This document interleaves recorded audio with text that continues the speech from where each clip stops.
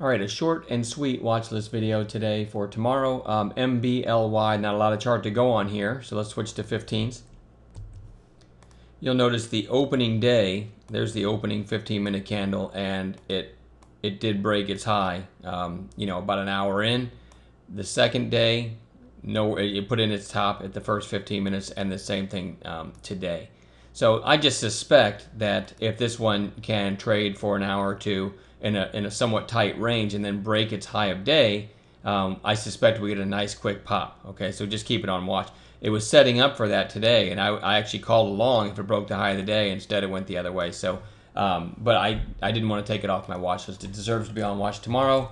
Whole Foods got a nice pop today, but ended up getting slapped back down with the market. I don't have any kind of, hey, here's your trigger price, but do keep this one on watch for a potential long tomorrow if there's any strength in the market. I think that one could be a nice pop. Coach, big volume on earnings, and you've got a clearly defined breakout area there, so that one's on watch at COH.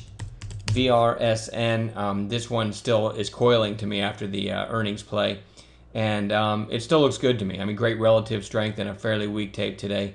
Back through 55 is one example, but that's not necessarily the only way I'll play it, but keep VRSN on long watch.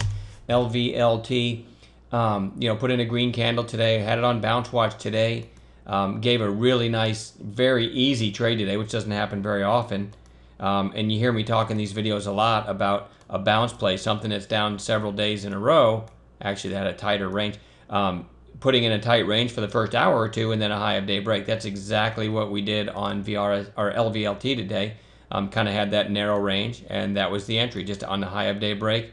Worst case stop, either here or below the trigger candle itself, but you can see we got a really nice move before the afternoon selling in the market took it back down. So I want to have that one back on long watch. Again, that's LVLT.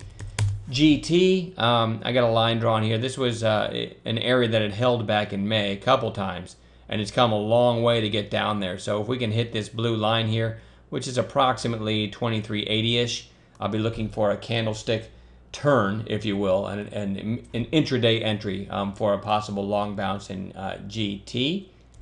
These are all dependent upon, of course, if the market's just falling off the rails. I'm not taking any bounce plays until I see the market calm down.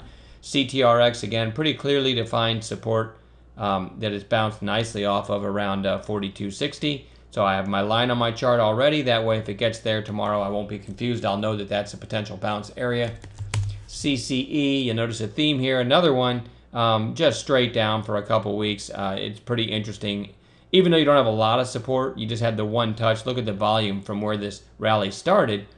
Big volume. So if it does get down to 44, I'll be looking for a long at that area. That's pretty interesting to me, actually.